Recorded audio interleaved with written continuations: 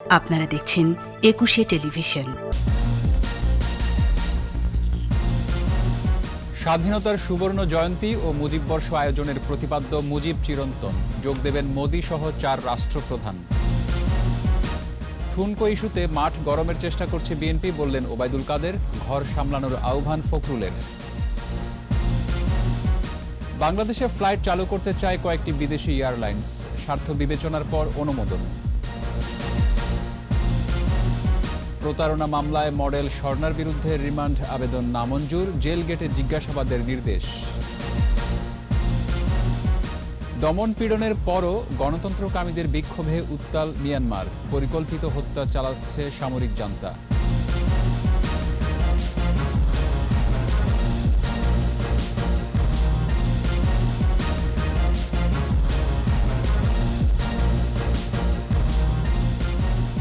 শুনছিলেন first security ইসলামী bank limited সংবাদ শিরোনাম। আমন্ত্রণ জানাচ্ছি রাত 11টার একুশে সংবাদের সাথে আছি রক্তিম ত্রিপুরা। দর্শক, একুশে টেলিভিশনের সংবাদ একই সাথে সরাসরি দেখতে পাবেন আমাদের ফেসবুক পেজ www.facebook.com/2124 অনলাইন। এছাড়া সংবাদে আরও থাকছে, করোনা বিবেচনায় চলছে বইমেলার স্টল ও প্যাভিলিয়ন নির্মাণ, থাকছে স্বাস্থ্যবিধি মানার বাধ্যবাধকতা।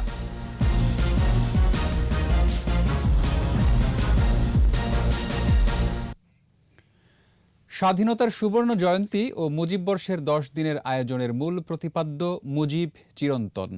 করোনা সংক্রমণ বিবেচনায় প্রতিদিনের অনুষ্ঠানে আমন্ত্রিত অতিথি থাকবেন সর্বোচ্চ 500 জন। তবে জাতীয় প্যারেড স্কোয়ারের সকল অনুষ্ঠান ভার্চুয়াল প্ল্যাটফর্ম ও টেলিভিশনে সরাসরি সম্প্রচারিত হবে। অনুষ্ঠানে যোগ দেবেন ভারতের প্রধানমন্ত্রী নরেন্দ্র মোদী সহ 4 রাষ্ট্রপ্রধান। বিস্তারিত জানাচ্ছেন মোহাম্মদ নুরুন্নবী। জাতির পিতা বঙ্গবন্ধু শেখ মুজিবুর রহমানের জন্মশতবার্ষিকী ও স্বাধীনতার সুবর্ণ জয়ন্তীর 10 দিনের অনুষ্ঠানের আয়োজনের প্রস্তুতি জানাতে জাতীয় বাস্তবায়ন কমিটির সংবাদ সম্মেলন। 17 মার্চ থেকে শুরু হবে 10 দিনের আয়োজন। 5 দিন উপস্থিত থাকবেন বিদেশি রাষ্ট্রপ্রধান ও সরকার প্রধান ও আন্তর্জাতিক সংস্থার প্রধানগণ। এর সাথে প্রতিদিনই কোনো না কোনো সরকার ও রাষ্ট্রপ্রধানের ভিডিও বার্তা থাকবে অনুষ্ঠানে।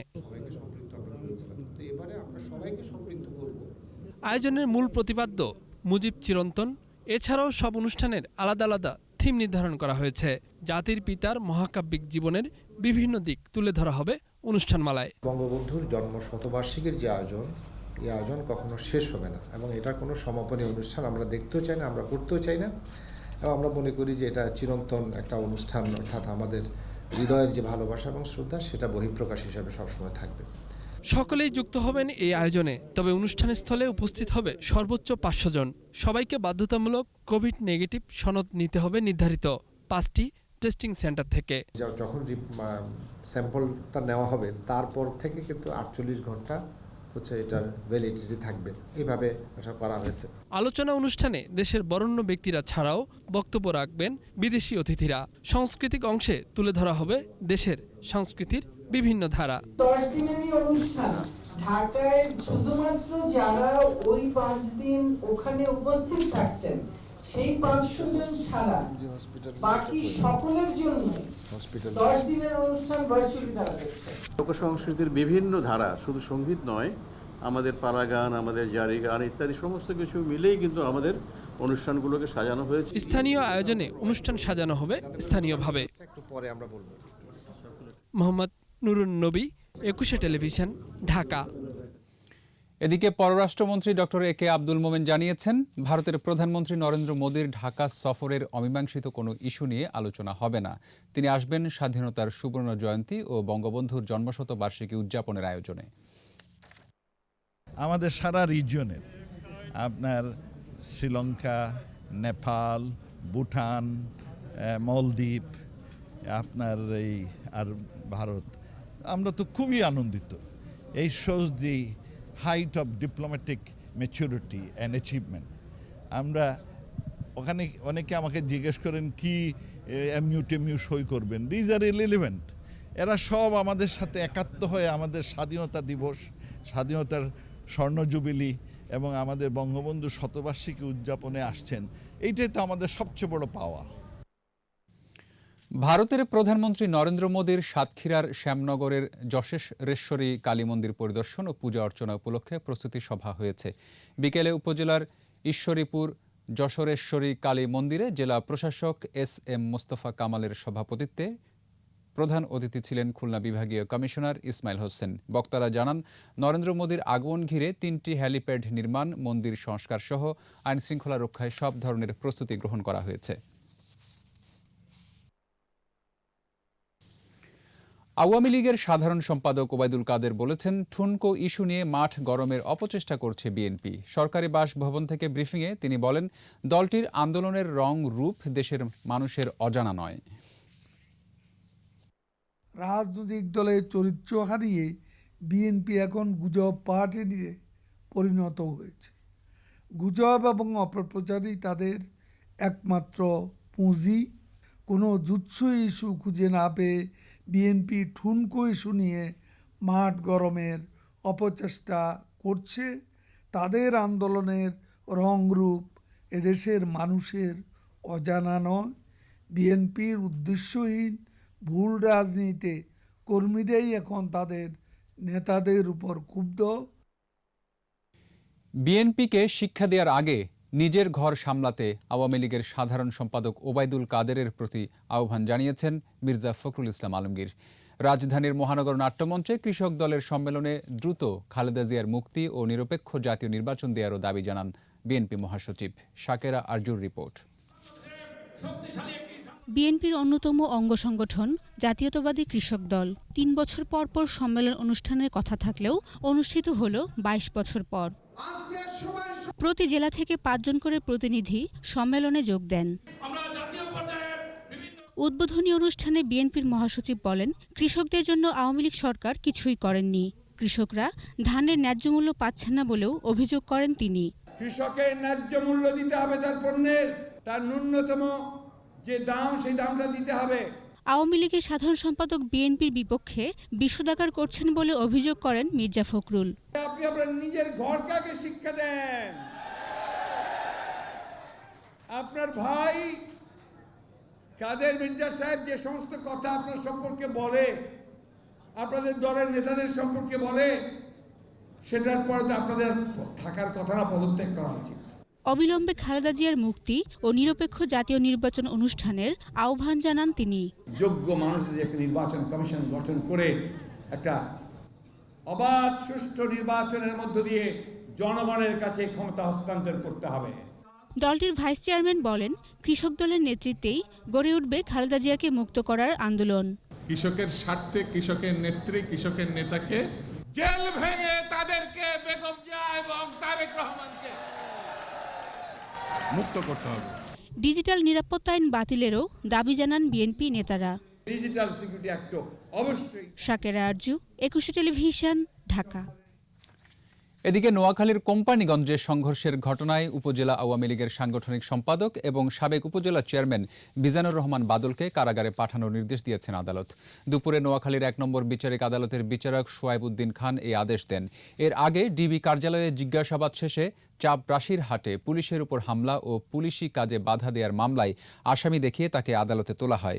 বৃহস্পতিবার বিকেলে বাদলকে মাইজদি থেকে আটক করে জেলা গোয়েন্দা পুলিশ। এদিকে বসুরহাটে সংঘর্ষে নিহত আলাউদ্দিনের পরিবারের পক্ষ থেকে কোম্পানিগঞ্জ থানায় পৌর মেয়র মির্জা কাদের সহ ১৬৫ জনের বিরুদ্ধে এজাহার দায়ের করা হয়, তবে তা মামলা হিসেবে নথিভুক্ত করেনি পুলিশ।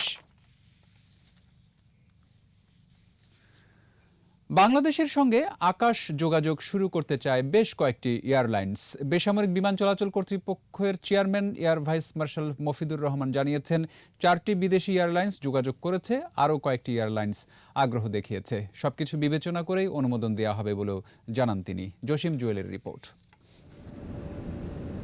করোনা মহামারীতে সবচেয়ে বেশি ক্ষতিগ্রস্ত এভিয়েশন খাত। দীর্ঘ সময়ের জন্য বন্ধ ছিল আকাশ যোগাযোগ। তবে এখন পরিস্থিতি কিছুটা বদলেছে, সচল হয়েছে আকাশপথের যাত্রা।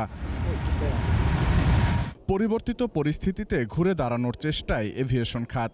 আশার কথা জানালেন বেসামরিক বিমান চলাচল কর্তৃপক্ষের চেয়ারম্যান। বিপর্যয়ের মুখে নতুন কয়েকটি এয়ারলাইন্স বাংলাদেশে ফ্লাইট পরিচালনা করতে চায়। তিনি জানান, এখনও পর্যন্ত ব্রিটিশ, পাকিস্তান, ইরাক এবং ইরানের এয়ারলাইন্সগুলো বাংলাদেশের সঙ্গে ফ্লাইট পরিচালনায় আগ্রহী। এখন বাংলাদেশে অনেকেই কিন্তু বুঝতে পারতেছে যে এটা ভালো একটা মার্কেট বাংলাদেশে আছে এভিয়েশনের জন্য এবং যোগাযোগের জন্য। আমাদের বিশ্বের অনেক এয়ারলাইন্সই নতুন করে আবার এখানে যোগাযোগ স্থাপন করতে চাচ্ছে, যেমন ব্রিটিশ এয়ারওয়েজ, পাকিস্তান এয়ারওয়েজ আছে, তারপরে ইরাক এয়ারওয়েজ, ইরান, তারাও চাচ্ছে যে বাংলাদেশের সাথে কানেক্টিভিটি চাচ্ছে। এয়ারলাইন্সগুলোর আবেদন পর্যালোচনা করা হচ্ছে, দেশের স্বার্থ বিবেচনা করেই অনুমোদন দেওয়া হবে। আমরা এখনও ফর্মালি সব এয়ারলাইন্সে পাই নাই, যেগুলো পাচ্ছি এগুলো আমরা বিবেচনাধীন রেখেছি। আমরা যেটা দেখি যে আমাদের দেশের স্বার্থ, আমাদের এয়ারলাইন্সের স্বার্থ এবং আমাদের দেশের ইকোনমির সাথে কতটুকু সম্পৃক্ত আছে এগুলো দেখি আমরা তাদেরকে, এবং আমাদের দেশে যে বাইলেটারাল যে এগ্রিমেন্ট আছে, এগ্রিমেন্টের ভিতরে যদি থাকে তাদেরকে আমরা ভবিষ্যতে অবশ্যই। শুধু এই 4টি এয়ারলাইন্সই নয়, আরও বেশ কয়েকটি বিদেশি এয়ারলাইন্স মৌখিকভাবে বাংলাদেশের সঙ্গে ফ্লাইট পরিচালনায় আগ্রহের কথা জানিয়েছেন বলে জানান বেসামরিক বিমান চলাচল কর্তৃপক্ষের চেয়ারম্যান। জসিম জুয়েল, 21 টেলিভিশন, ঢাকা। প্রতারণা মামলায় মডেল ও অভিনেত্রী রোমানা ইসলাম স্বর্ণার রিমান্ড আবেদন নামঞ্জুর করেছেন আদালত। পাশাপাশি তাকে জেল গেটে জিজ্ঞাসাবাদের নির্দেশনা দেওয়া হয়েছে। বৃহস্পতিবার ছেলে এবং মা সহ স্বর্ণাকে রাজধানীর লালমাটিয়া থেকে গ্রেফতার করা হয়। রাসেল খানের রিপোর্ট। সৌদি প্রবাসী ব্যবসায়ী কামরুল ইসলামের সাথে 2018 সালে ফেসবুকে পরিচয় হয় অভিনেত্রী ও মডেল রোমানা ইসলাম স্বর্ণার। 2 বছর প্রেম, তারপর বিয়ে। এরপরই শুরু হয় টাকা হাতিয়ে নেয়ার নানা কৌশল। 1 বছর পর দেশে ফিরে কামরুল তার স্ত্রী স্বর্ণার সাথে দেখা করতে গেলে প্রাণনাশের হুমকি সহ নানাভাবে হেনস্থ করে। পরে মোহাম্মদপুর থানায় প্রতারণার মামলা করলে স্বর্ণা, তার ছেলে আন্নাফি, মা শেইলি এবং ভাবিকে রাজধানীর লালমাটিয়া এলাকা থেকে গ্রেফতার করে পুলিশ। সংবাদ সম্মেলনে পুলিশ জানায়, ব্যক্তিগত তথ্য গোপন করে প্রবাসী ব্যবসায়ীকে বিয়ে করেন স্বর্ণা। সে বিধবা, আসলে সে বিধবা না। সে বলেছে তার কোনো ছেলে মেয়ে নাই, তার 25 বছরের ছেলে আছে। সে বলছে উবারের টাকা লাগবে, সে উবার কিনে নাই। সে বলছে তার ফ্ল্যাট লাগবে, সে ফ্ল্যাট কিনে নাই। পুলিশ বলছে, প্রবাসীদের টার্গেট করে দীর্ঘদিন ধরে প্রতারণা করে আসছিল চক্রটি। এই প্রতারক চক্র তাকে করলো কি, আরও প্রতারণা করার জন্য তাকে উলঙ্গ করে তার ছবি তুললেন। তখনই সে যখন এই কথাটা কাজটা করার পরেই তাকে বললেন, যদি তুমি আরও টাকা না দাও, এটা আমরা ফেসবুকে বিভিন্ন জায়গায় ছেড়ে দেব। সেই ভয়ে আবার সে আরও কিছু টাকা দিলেন। কামরুল ইসলাম জানান, প্রথম স্ত্রীকে তালাক দিয়ে স্বর্ণাকে বিয়ে করেন তিনি। এখন সবকিছু হারিয়ে সর্বশান্ত। আপনাকে ফ্যামিলি ছিল, বউ বাচ্চা ছিল আগে? হ্যাঁ ছিল, ওর কারণে নষ্ট হয়েছে। ও আমার টোটাল সর্বমোট 2 কোটি টাকার মতো নিয়েছে। 2006 সালে মডেলিংয়ের মাধ্যমে শোবিজে পা রাখেন স্বর্ণা। 2015 সালে তন্ময় তানসেনের পদ্মপাতার জল ও 2016 সালে একই পরিচালকের রান আউট সিনেমায় অভিনয় করেন তিনি। রাসেল খান, 21 টেলিভিশন, ঢাকা।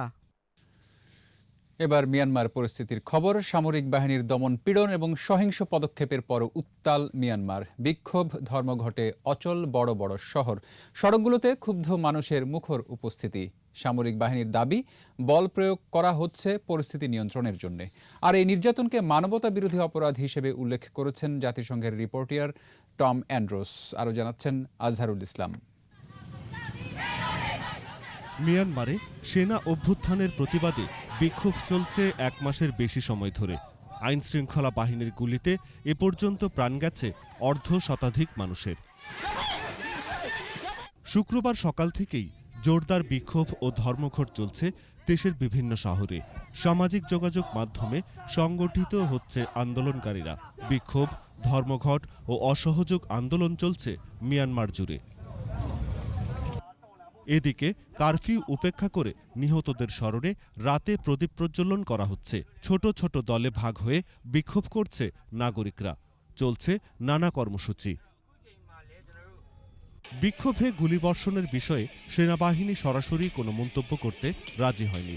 তবে সামরিক কর্তৃপক্ষের মুখপাত্র ব্রিগেডিয়ার জেনারেল জাও মিনতুন বলেছেন, নিরাপত্তারক্ষীরা শৃঙ্খলা ফিরিয়ে আনার কাজ করছেন।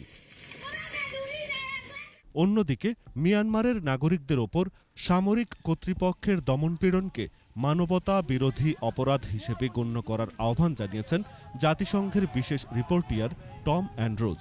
মিয়ানমারের মানবাধিকার পরিস্থিতিকে নাজুক উল্লেখ করে বিশ্ববাসীকে এগিয়ে আসার আহ্বান জানান তিনি। বরাবরের মতোই সংকটের শান্তিপূর্ণ সমাধান খুঁজে বের করার আহ্বান জানিয়েছে রাশিয়া ও চীন। পাশাপাশি কোনো দেশের অভ্যন্তরীণ বিষয়ে হস্তক্ষেপ না করার নীতি সমুন্নত রাখার কথাও বলেছে দেশ দুটি।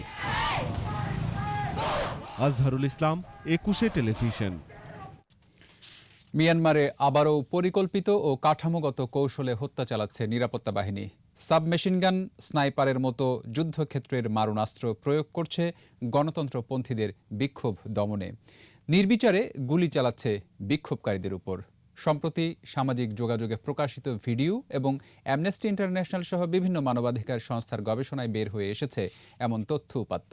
রিপোর্ট দুলি মল্লিকের। মিয়ানমারের সেনাবাহিনীর এমন পরিকল্পিত হত্যাযজ্ঞের দৃশ্য বিশ্বের কাছে বেশ পুরনো। 2017 সালে রাখাইনের রোহিঙ্গা জনগোষ্ঠীকে জাতিগতভাবে নির্মূলে একই ধরনের কাঠামোগত কৌশলে আশ্রয় নিয়েছিল সেনাবাহিনী, যার ফলাফল এখন পুরো বিশ্বের কাছে দৃশ্যমান। সে সময় প্রাণ বাঁচাতে পালিয়ে বাংলাদেশে আশ্রয় নেয় 7.5 লাখেরও বেশি রোহিঙ্গা। পরবর্তীতে তাদের সাক্ষাৎকার, মোবাইলে ধারণ করা ভিডিও এবং বিভিন্ন সংস্থার অনুসন্ধানে বের হয়ে আসে পরিকল্পিত এসব হত্যা, ধর্ষণ ও নিপীড়নের ভয়ঙ্কর সব তথ্য। গেল 1 ফেব্রুয়ারি সেনা অভ্যুত্থানের পর এমন নিপীড়নের আতঙ্কই ভর করে মিয়ানমারবাসীর মধ্যে। তাই সেনা শাসনের বিরুদ্ধে বিক্ষোভেও নামে তারা। তবে খুব দেরি হয়নি সেনা পুলিশের প্রাণঘাতী কৌশল প্রত্যক্ষ করতে। মাইনশরে পুলিশের হাতে উজি সাবমেশিন গান, দাউইতে সেনা কমান্ডারে পুলিশের হাতে তুলে দেন সেমি অটোমেটিক রাইফেল, আর ইয়াঙ্গুনে গুলি ছোড়া হয় Chinese RPD light machine gun থেকে। কোথাও আবার দেখা গেছে এমন স্নাইপার রাইফেলের ব্যবহার। শান্তিপূর্ণ কোন গণতান্ত্রিক বিক্ষোভে পুলিশি অভিযানে এ ধরনের যুদ্ধাস্ত্র প্রয়োগ মানবতাবিরোধী অপরাধের শামিল। 55টি ভিডিও ফুটেজ বিশ্লেষণ করে এমনটাই জানায় অ্যামনেস্টি ইন্টারন্যাশনাল। সংস্থাটি জানায়, এ ধরনের কৌশল প্রয়োগ সর্বাত্মক সিদ্ধান্ত নয়। সেনা কমান্ডারদের তত্ত্বাবধানে ও বাকি নিরাপত্তা বাহিনীর সঙ্গে সমন্বয় করেই হত্যার এসব কৌশল প্রকাশ্যে প্রয়োগ করা হচ্ছে। Since February rolled into March, it's really turned into indiscriminate fire from the kind of weaponry that typically you'd see in the field, not in an urban policing setting. শুধু তাই নয়, হত্যার পর লাশ সরিয়ে নেওয়া সহ কারফিউর নামে বাড়ি বাড়ি তল্লাশি চালিয়ে বিক্ষোভকারীদের আটক করছে তারা। দেশটির স্বেচ্ছাসেবী সংস্থা অ্যাসিস্ট্যান্ট অ্যাসোসিয়েশন ফর পলিটিক্যাল প্রিজনার্সের তথ্য মতে অভ্যুত্থানের পর থেকে এ পর্যন্ত মিয়ানমারে প্রায় 70 বিক্ষোভকারী নিহত হয়েছে, আটক অন্তত 2000। দুলি মল্লিক, 21 টেলিভিশন। নিচ্ছি প্রিমিয়ার ব্যাংক লিমিটেড সংবাদ বিরতি। নো মাস্ক নো সার্ভিস বিধি মেনে চলুন, সুস্থ থাকুন। ফিরে এসে অন্যান্য খবরের সঙ্গে আরও থাকছে। রোজার আগেই ঝাঁজ বাড়ছে পেঁয়াজের, চড়া দামে বিক্রি হচ্ছে চাল ও ভোজ্য তেল। লোকবল নিয়োগে রেলের নীতিমালা চূড়ান্ত, প্রতিবেশী দেশগুলোর সাথে যোগাযোগ ত্বরান্বিতের প্রত্যাশা রেলমন্ত্রীর। আবারও আমন্ত্রণ রাত 11টার 21 সংবাদে। গেল 24 ঘন্টায় করোনায় দেশে আরও 13 জনের মৃত্যু হয়েছে, মৃতের সংখ্যা বেড়ে 8,515। করোনায় মৃত্যুহার 1.53%। স্বাস্থ্য অধিদপ্তরের সর্বশেষ তথ্যে জানানো হয়, একদিনে 16,111 জনের নমুনা পরীক্ষায় করোনা শনাক্তের সংখ্যা 1066। মোট শনাক্ত 5,55,222। নতুন 1,252 জন সহ সুস্থ হয়েছে 5,91,072। করোনায় দৈনিক সংক্রমণ হার 6.62%। এ পর্যন্ত শনাক্ত হার 13.12% আর সুস্থতার হার 91.71%। দেশে এখন পর্যন্ত করোনা পরীক্ষা হয়েছে 42,32,139। এদিকে শিক্ষামন্ত্রী ডাক্তার দীপু মনি জানিয়েছেন, শিক্ষার্থী ও শিক্ষকদের স্বাস্থ্য ঝুঁকি হোক এমন কোনো সিদ্ধান্ত নেওয়া হবে না। সাম্প্রতিক করোনা পরিস্থিতি পর্যবেক্ষণ ও জাতীয় পরামর্শ কমিটির সাথে আলাপ আলোচনার পর শিক্ষা প্রতিষ্ঠান খোলার বিষয়ে সিদ্ধান্ত নেওয়া হবে। যদি এই ঊর্ধ্বগতিটা অব্যাহত থাকে আমরা অবশ্যই এই পর্যবেক্ষণের ভিত্তিতে এবং জাতীয় পরামর্শ কমিটির সঙ্গে আলোচনা সাপেক্ষে সরকার সিদ্ধান্ত গ্রহণ করবে, পুনর্বিবেচনা করবে যে এই তারিখটি কি এই 30-এই থাকবে নাকি এটি পরিবর্তন হবে। যদি পরিবর্তন হয় অবশ্যই আপনাদের সহযোগিতায় সেটি আমরা জানিয়ে দেব সময় মতো। স্বাস্থ্যবিধি মেনে বই মেলা অনুষ্ঠিত হবে বলে জানিয়েছেন সংস্কৃতি প্রতিমন্ত্রী KM খালিদ। করোনা ও প্রাকৃতিক দুর্যোগের কথা মাথায় নিয়েই স্টল প্যাভিলিয়ন নির্মাণ করা হচ্ছে। বইমেলার সার্বিক অগ্রগতি দেখতে সোহরাওয়ার্দী উদ্যানে পরিদর্শনে গিয়ে প্রতিমন্ত্রী এসব কথা বলেন। মেলা চলাকালীন সময়ে ঝড় বৃষ্টি হলেও অমর একুশে গ্রন্থমেলা সফল হবে বলেও আশাবাদ তার। এরশাদ আলীর ক্যামেরায় আদিত্য মামুনের রিপোর্ট।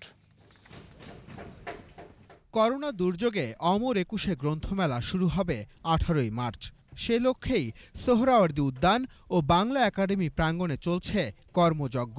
15 লাখ বর্গফুটের বিশাল প্রাঙ্গণে 5 শতাধিক প্রতিষ্ঠানের 808টি স্টল, 33টি প্যাভিলিয়ন নির্মাণ ও রূপসজ্জার কাজে শিল্পী কারিগরদের ব্যস্ততার অন্ত নেই। বছর ধরে প্রাণের এই মেলার অপেক্ষায় থাকেন পাঠক প্রকাশক। অপেক্ষার শেষ প্রান্তে এসে স্টল প্যাভিলিয়নে চলছে রঙের আঁচড়। প্রিয় বর্ণমালায় সেজে উঠছে মেলা প্রাঙ্গণ। পৃথিবীর যে প্রান্তেই থাকি, এই আমার বর্ণমালা লেখার জন্য আমি চলে আসি। সময় কম, তাই রূপসজ্জায় ব্যাপক তোড়জোড়। প্লাস্টিক পেনের কাজ করতেছি, পুটিং মারতেছি, আর এটার উপরে কালার হবে। বিম করা লাগতেছে, এই যে কপালে গোলা মারলাম, এগুলা মারতেছি এখন ফিনিশিং এর পর। করোনায় স্বাস্থ্যবিধি মেনে নির্দিষ্ট দূরত্ব বজায় রেখেই চলছে নির্মাণ কাজ। প্রাঙ্গণে থাকছে না ইটের আবরণ, স্টল প্যাভিলিয়নে তৈরি হচ্ছে কাঠের পাটাতন। প্রাকৃতিক দুর্যোগটা এবার মাথায় আমরা রাখতেছি বেশি, যাতে ঝড় বৃষ্টি আসলে আমরা যেন ক্ষতিগ্রস্ত যাতে না জানি। সারা বছর যে বইগুলো বের করি সেই বইগুলো যেন পাঠকরা বইগুলো সম্বন্ধে জানতে পারে। দুর্যোগ পার হয়ে গেছে, সে পড়ে যায় সবার শেষে, আর এই 2 বছর ধরে প্রকাশনা করে সে এসে যায় প্যাভিলিয়ন, তাও 1 নাম্বার নিয়ে নেয়। বইমেলার অগ্রগতি দেখতে সোহরাওয়ার্দী উদ্যানে আসেন সংস্কৃতি প্রতিমন্ত্রী KM খালিদ।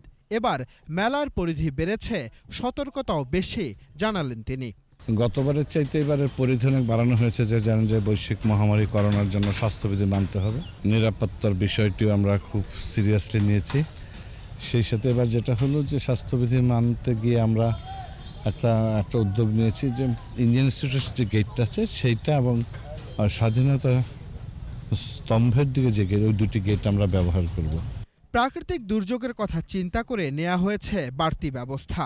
এ কথা জানিয়ে মেলা সফল হবে বলে আশাবাদ ব্যক্ত করেন প্রতিমন্ত্রী। ঝড় বৃষ্টিতে রক্ষা করে আমরা 4টা শেল্টার মতো তৈরি করছি। স্বাভাবিক ঝড় বৃষ্টিতে যেমন রক্ষা করা যাবে, দেখা যাক, শুরু করি, আশাবাদ। সবকিছু ঠিক থাকলে লেখক, পাঠক, প্রকাশক ও দর্শনার্থীদের মিলন মেলায় পরিণত হবে অমর একুশে গ্রন্থমেলা। আদিত্য মামুন, একুশে টেলিভিশন, ঢাকা। রোজার আগেই পেঁয়াজের দাম কেজিতে 10 থেকে 15 টাকা বেড়েছে। চাল ও ভোজ্য তেলের দাম কমার লক্ষণ নেই। মুরগির দামও আগের মতোই চড়া। মাছের মধ্যে রূপচাঁদার দাম বাড়তি। গরুর মাংসের কেজি 580 টাকা। বিস্তারিত জানাচ্ছেন মিনালা দিবা। খুচরা বাজার থেকে 1 কেজি পেঁয়াজ কিনতে 40 থেকে 50 টাকা লাগছে। বাছাই পেঁয়াজ 55 থেকে 60 টাকা কেজিতে বিক্রি হচ্ছে কোনো কোনো বাজারে। ব্যবসায়ীরা বলছেন, শীতের শুরুর দিকে বাজারে আসা মুড়ি কাটা পেঁয়াজের সরবরাহ শেষের দিকে। বীজ থেকে উৎপাদিত হালি পেঁয়াজ এখনো পুরোদমে উঠতে শুরু করেনি। এ কারণেই দাম বাড়তি। গত সপ্তাহে 30 টাকা কেজি ছিল, এই সপ্তাহে 45 টাকা কেজি। রমজান মাস আসতেছে, লেগে দাম বেশি। বাজারটা আসলে নিয়ন্ত্রণহীন, এটা হঠাৎ কমে আবার বেড়ে যায়, বাড়লে এরপরে আর কমার কোনো চিন্তা থাকে না। বাজারে সাম্প্রতিক চাল ও ভোজ্য তেলের দাম অনেকটা বেড়ে গিয়েছিল, তা কমেনি। মিনিকেটের দাম হলো 63 টাকা, তারপর 28-এর দাম হলো আপনার 53 টাকা, আর যেটা পায়জামেন্ট হলো 48 টাকা। 1 লিটার তেল গায়ে রেট আছে 135 টাকা, আমরা বেশি কারণ বাজার 130 টাকা, আর মহল্লার দোকানে 135 টাকা। 2 লিটার তেলের গায়ে রেট আছে 268 টাকা গায়ে রেট, আমরা 260 টাকা বেশি।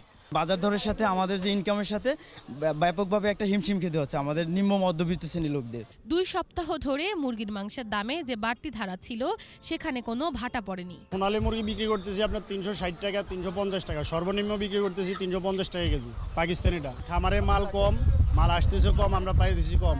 গরুর মাংসের কেজি 555 থেকে 580 টাকা। চলতি মাসের শেষের দিকে পবিত্র শবে বরাত, এরপর দামে লাগাম আসতে পারে। ছোলা ও বিভিন্ন ধরনের ডালের দামও বেড়েছে। রমজান সামনে রেখে এখন ছোলা কেজিতে 5 টাকা বাড়ছে, ডাবলি কেজিতে 5 টাকা বাড়ছে, তারপরে অ্যাঙ্কর ডাল কেজিতে 5 টাকা বেশি। সবজির বাজারেও স্বস্তি নেই, তবে টমেটো, ক্ষীরা, শসা ও গাজরের দাম কিছুটা কম। করলার কেজি 50, পটল 50, বেগুন 40, মোটামুটি সবজির দাম কমে আসতেছে। ব্যবসায়ী বলছেন, রমজান আসার আগে নিত্য প্রয়োজনীয় পণ্যের দাম কয়েক দফা বাড়বে। মিনালা দিবা, 21 টেলিভিশন, ঢাকা। লোকবল নিয়োগে রেলের নীতিমালা চূড়ান্ত হয়েছে বলে জানিয়েছেন রেলমন্ত্রী নুরুল ইসলাম সুজন। রাজশাহী রেলওয়ে স্টেশন ও রেলওয়ের বিভিন্ন স্থাপনা পরিদর্শন করেন মন্ত্রী। পরে সাংবাদিকদের তিনি আরও বলেন, আগামী 15 দিনের মধ্যে 10 থেকে 15,000 জনবল নিয়োগের বিজ্ঞপ্তি প্রকাশ করা হবে। এ সময় লোকবল ও কাঠামোর অভাব ঘুচিয়ে সামর্থ্য বাড়ানো গেলে ভারতসহ প্রতিবেশী দেশগুলোর সাথে রেল যোগাযোগ আরও ত্বরান্বিত হবে বলেও মন্তব্য করেন রেলমন্ত্রী।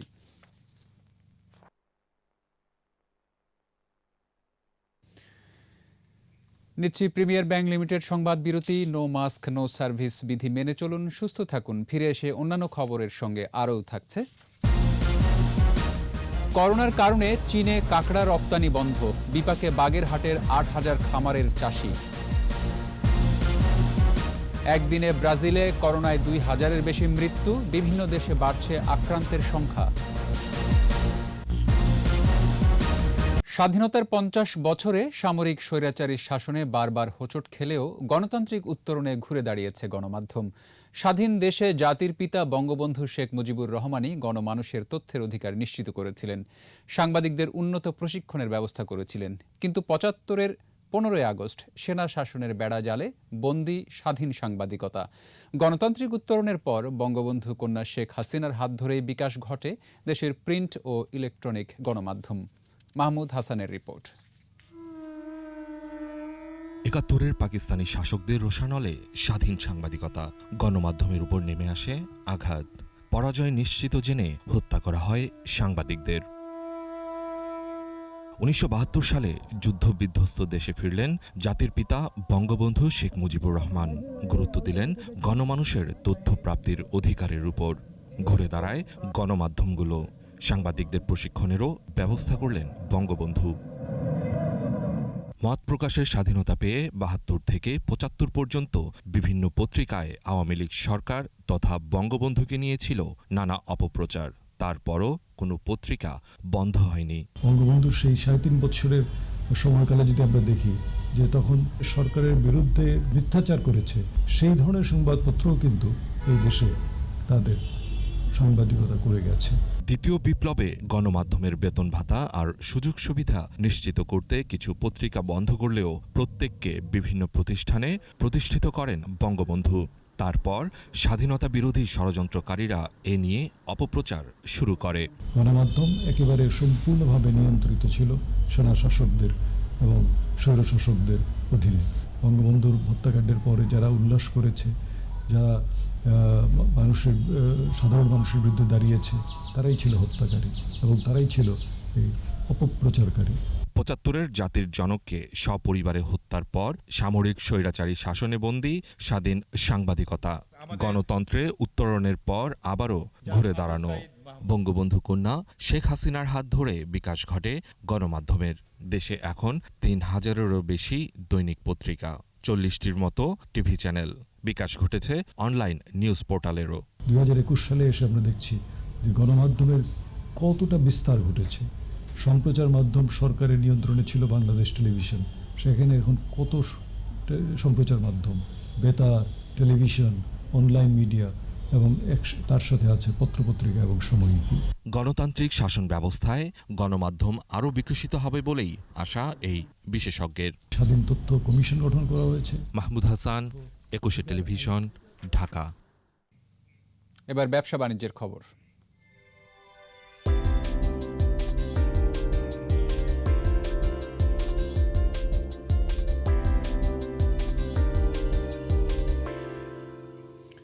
বিশ্বজুড়ে করোনা সংক্রমণের কারণে চীনে কাঁকড়া রপ্তানি বন্ধ, দেশের বাজারে দাম পড়তি, এতে লোকসানের মুখে পড়ে বাগেরহাটের ৮,০০০ কাঁকড়া খামার বন্ধ হয়ে গেছে।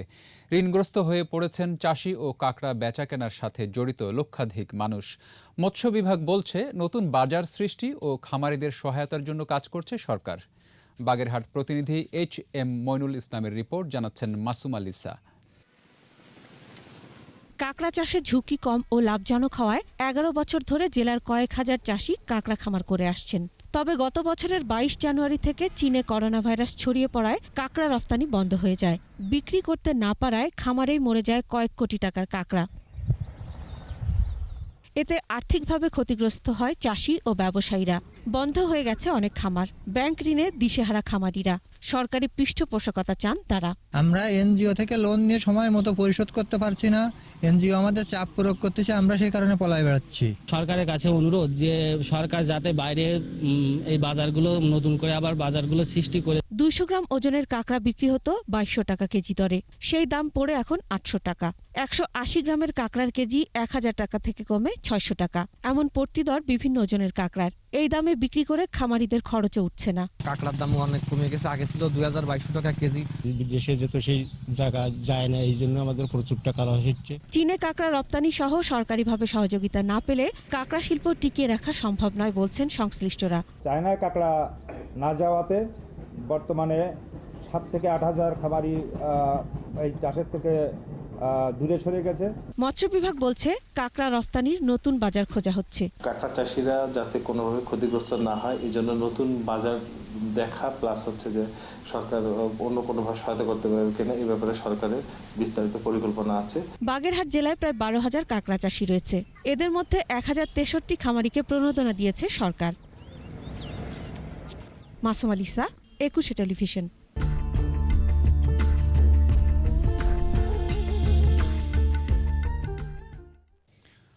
পাক্ষিক অন্যদিনের রজত জয়ন্তী প্রীতি সম্মেলন ও সম্মাননা প্রদান অনুষ্ঠান হয়ে গেল ঢাকা ক্লাবে। সন্ধ্যায় ঢাকা ক্লাবে স্যামসন এইচ চৌধুরী সেন্টারে এই আয়োজনে সমৃদ্ধির বাংলাদেশ এবং সম্ভাবনার বাংলাদেশ শিরোনামে নানা ক্ষেত্রে প্রতিষ্ঠিত এবং প্রতিশ্রুতিশীল ১৩ ব্যক্তিকে সম্মাননা দেওয়া হয়।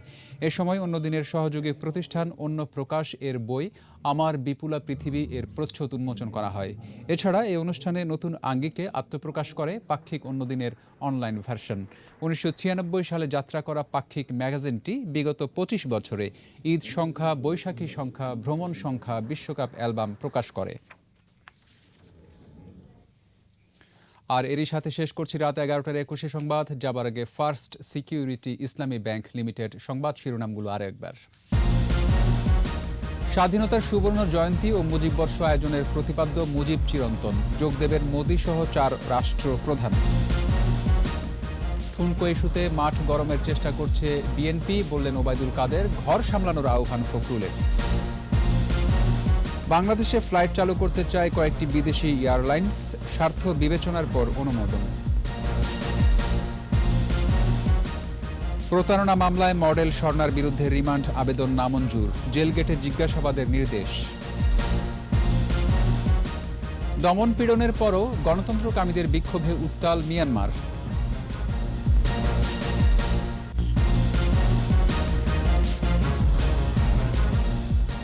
সর্বশেষ খবর জানতে ডায়াল করুন 2021 নম্বরে আর ভিজিট করুন ekushe-tv.com ওয়েবসাইটে। এছাড়া ফেসবুকে লগ ইন করতে পারেন facebook.com/ekushe24 অনলাইন। পরের সংবাদ রাত ১টায় দেখার আমন্ত্রণ রইল।